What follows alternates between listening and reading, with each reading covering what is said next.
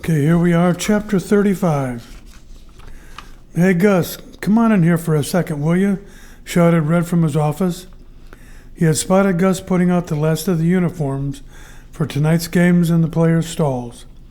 Come on in and close the door, he added. Gus did as he was asked. He shouldn't have been at the ballpark in the first place. Bob's death, the funeral, he could be taking some time off.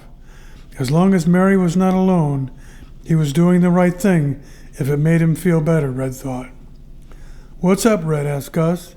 Need me to do something before the game for you? No, nothing like that, answered Red. Take a seat. I want to talk to you for a minute. Gus sat. He could sense that something was up. He and Red hardly ever had conversations in Red's office that were serious. The boss wants me to come to New York and take over the Yankees, announced Red to Gus. He really wants to shake the boys up in the Big Apple. I don't really have much of a choice but to take the assignment, Gus. You know him. It's his way or the highway. Yeah, I know, said Gus. Just why does he have to do it right now? I know the timing stinks, replied Red. It could have been last week or just as well next week. The only time that applies is when he's ready, and you know that. I know, said Gus, looking at the floor. I guess it really doesn't make that much difference. One other thing, Red, said Red. I'm taking 3 players with me from this team. Billy is going to be one of them. I think he's ready. Gus, I really do. I wanted to let you to be the first to know.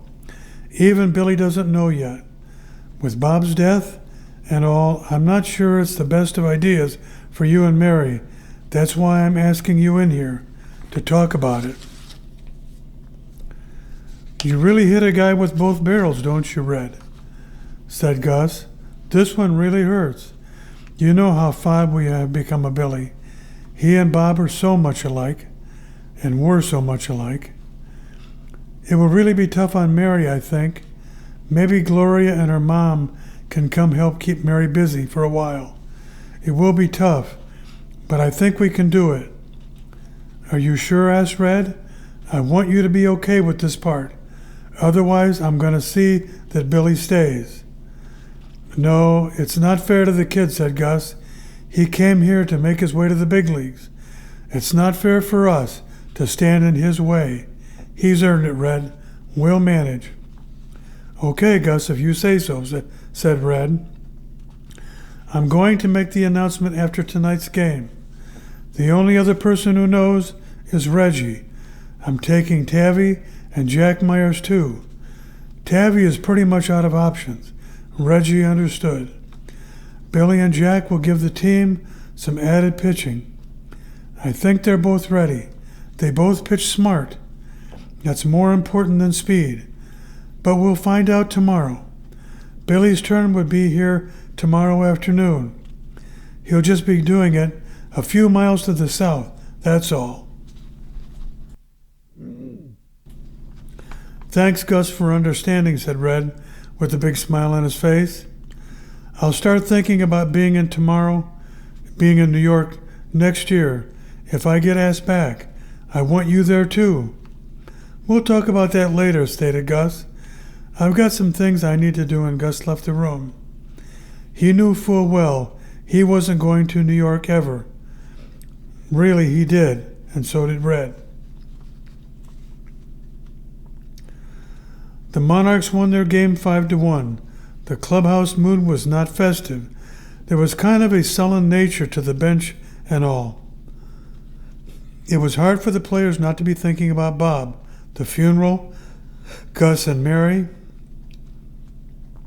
There was a businesslike attitude about the whole game, even after Reggie hit his 23rd homer in the 6th to kind of put the game out of reach. There was not a whole lot of celebrating in the dugout. After the game, Red gathered the team in the center of the locker room to make his announcement. Gus stood by his side. Men, I have some tough news to tell you, Red began. The boss wants to make some changes with the big club and is going to announce it at 10 a.m. tomorrow morning, and that I will be the new New York manager. A big cheer goes up in the room. "Way to go, Skip," said a voice in the back. You deserve it," said Mario. For once they made a smart choice. Laughter fills the room. "Right on," said Reggie, "and that's the truth." "All right," said Red. "I'm taking 3 of our players with me. Jack Myers, John Tavy, and Bill Allen. We will leave first thing in the morning, and we'll all be starting tomorrow in New York." "Oh, man," says Mario, "there goes our chance for the pennant. How can he do that to us?" "Hey, I know this is tough," stated Red. "You'll have 3 talented prospects coming up from another Double-A team. Mike Miller is coming from Chattanooga. He's 7-2, and they tell me he pitches like he's 30.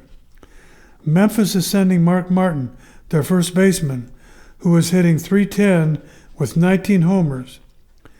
Replacing Billy is going to be a little bit of a problem, and they're going to start working with me and their scouts tonight. These players will be here tomorrow. They can help you win this thing. Help them out, and please make them feel at home. That's all I ask." "Okay," said Dave Bolton. "We'll take care of it, Skip." "No problem," added Reggie. "Anybody messes with the new blood will have to mess with me. We're winning this pennant for us and Bob Lawler." "All right," said Red. "Just one other thing. I wanted to tell you guys that I was really enjoying this year. We were having some fun and breaking a few windows, as they say. You guys were playing your behinds off for me, and I want you to know I appreciate it. I look around this room, and I see no reason why many of you can't join me in New York, either next year or in a couple of years. Thanks again for a great year, and I'm going to miss you." Bolton yells out, "3 cheers for the coach. Hip, hip, hooray! Hip, hip, hooray! Hip, hip, hooray!" shouted the team. Red disappeared into his office and closing the door. Leaving was tougher as I thought. His eyes kind of teared up. The players all quickly showered and left. Jack Myers and John Tavy cleared out their lockers in a couple of team bags. Gus told us to be here at the park by a 10 a.m. trip to New York. I was the last to dress, and had still not packed my gear. Gus came over and sat next to me. "What's wrong, son?" asked Gus. "Your big chance tomorrow." He slightly socked me in the arm. "Gus, I don't think I can do it," I said. "I can't leave you and Mary right now. This is not right." "Listen, Bill," began Gus. "I know you feel bad about Bob. We all do. It's really breaking our heart. But the reality is that life goes on. Bob would never want you to miss out taking your shot at the big leagues because of him or his death. The best thing you can do is to honor him, go to New York and make it big. That was Bob's dream, to play for the Yankees. Now you'll have to take his place. He would want you to do this." "Gus, are you sure?" I asked. "You say the word and I'm not going, and that's it."